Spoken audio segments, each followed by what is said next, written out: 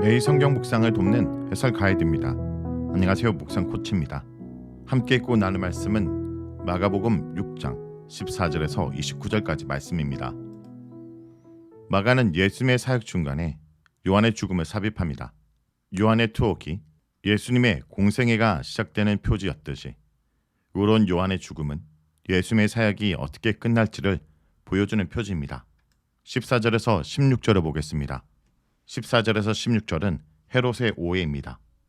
마가복음은 제자들에 대한 보도를 잠시 멈추고 세례 요한의 죽음에 대한 이야기를 중간에 끼워 넣습니다. 여기에 등장하는 헤롯은 헤롯 안티파스입니다. 요세푸스의 기록에 따르면 그는 후에 주 39년에 골로 유배를 떠납니다.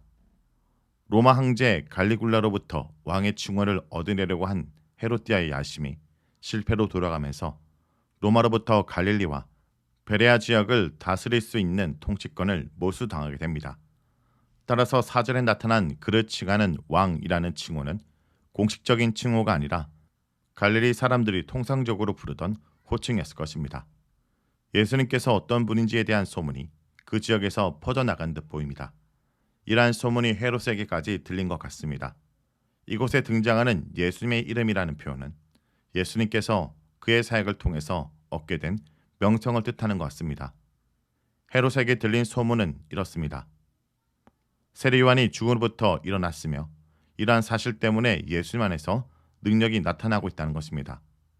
예수님 안에서 나타난 능력이라는 것은 근접 문맥을 볼 때 예수님을 통해서 나타난 능력뿐 아니라 그의 제자들을 통해서 드러난 능력까지 암시하고 있는 것 같습니다. 또 다른 사람들은 예수님을 엘리야로 인식하고 있거나 선지자 중 한 명으로 인식하고 있었습니다. 말라기 3장 1절과 4장 5절에서 6절의 근거에서 유대인들은 엘리야가 주의 날에 돌아올 것이라고 기대하고 있었습니다.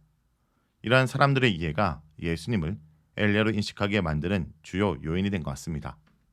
17절에서 20절은 세례 요한의 투옥입니다. 안티파스는 헤롯디아와 결혼하기 위해 첫 번째 아내 파사엘리스와 부당하게 이혼했을 뿐 아니라 자신의 의붓 형제인 빌립의 아내와 결혼함으로써 유대 율법을 범했습니다. 따라서 이 여자를 위하여 라는 표현은 요한이 헤롯 안티파스의 부당한 행위를 지적한 것을 언급하는 말입니다. 실제로 요한은 레위기 말씀에 근거해서 형제 아내를 취하는 것에 부당함을 지속적으로 지적합니다. 이는 요한의 질책이 지속적인 저항운동의 성격을 지녔음을 시사하고 있습니다. 이 같은 요한의 지적이 헤롯뿐만 아니라 헤롯디아의 신기를 불편하게 했고 이로 인해서 안티파스는 사람들을 보내 요한을 붙잡아 감옥에 투옥했던 것입니다. 그러나 세례 요한의 질타는 이에 대해 의의를 제기한 정통 유대인들의 의견을 대변할 뿐 아니라 유대 백성 사이에서 안티파스의 명성에 손상을 입힌 결정적인 사건이 되었습니다. 안티파스가 요한을 선동죄로 처형했다는 요세푸스의 기록은 복음서들이 기록하는 살해 동기와 별반 다르지 않습니다. 17절에서 29절에서는 세례자 요한의 죽음 이야기가 나오는데 마가복음은 이 이야기를 통해서 1장 14절에서 간략히 언급하고 지나갔던 세례 요한의 체포에 대한 구체적 사항을 설명해주고 있습니다. 다른 이야기처럼 마가복음은 마태복음보다 훨씬 더 상세하게 이야기를 기록하고 있습니다. 16절에서 18절의 앞선 본문은 왜 헤롯디아가 요한을 죽이려 했는지에 대해 이유를 제시한다면 19절에서 20절은 왜 안티파스가 그와 같은 의도를 즉시 행동으로 옮길 수 없는지를 설명해 줍니다. 우리는 이 본문을 통해서 헤롯디아가 세례 요한을 죽이고 싶었으나 백성들이 요한을 선지자로 믿었기 때문에 그리고 헤롯이 요한의 의롭고 거룩한 사람인 줄 알고 두려워하고 보호했다는 이야기를 듣습니다. 이것은 매우 역설적인 표현인데 안티파스는 세례 요한의 의로움을 알고 있었고 이로 인해서 범행했던 것으로 보입니다. 왕의 잘못된 행동에 대해서 그 잘못을 지적하는 것은 이스라엘에서 선지자들의 전형적인 사역으로 간주되었고 세례 요한도 같은 맥락에서 헤롯의 잘못을 지적하고 있는 것입니다. 21절에서 29절을 보겠습니다. 20절에서 29절은 세례 요한의 죽음입니다. 헤롯디아는 자신과 안티파스의 결합이 당시의 윤리적 잣대로 명백하게 지탄을 받을 행동임에도 불구하고 그것을 지적한 요한을 향하여 악감정을 쌓았습니다. 틈틈이 기회를 노리고 있던 헤롯디아에게 드디어 기회가 찾아왔습니다. 그녀가 세례 요한에 대해서 감정이 좋지 않을 뿐 아니라 계획적으로 그를 제거하려는 의도를 가졌다 하는 것은 이야기가 전개되는 과정 속에 분명하게 드러납니다. 헤롯 안티파스의 생일을 맞이하여 헤롯디아는 자신의 치부를 공식적으로 지적한 세례 요한을 제거할 음모를 꾸밉니다. 안티파스의 생일 잔치에는 정치인들과 로마 군대의 지휘관들 그리고 갈릴리 지역의 유명 인사들이 모였던 것 같습니다. 장소가 어디인지는 구체적으로 언급되어 있지 않지만 아마도 디베라에 있는 안티파스의 왕궁이었을 것입니다.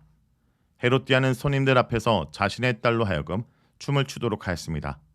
이 춤은 안티파스를 흡족하게 하였고 그는 즉흥적으로 헤롯디아의 딸이 무엇을 요구하는지 들어주겠다고 사람들 앞에서 약속하였습니다.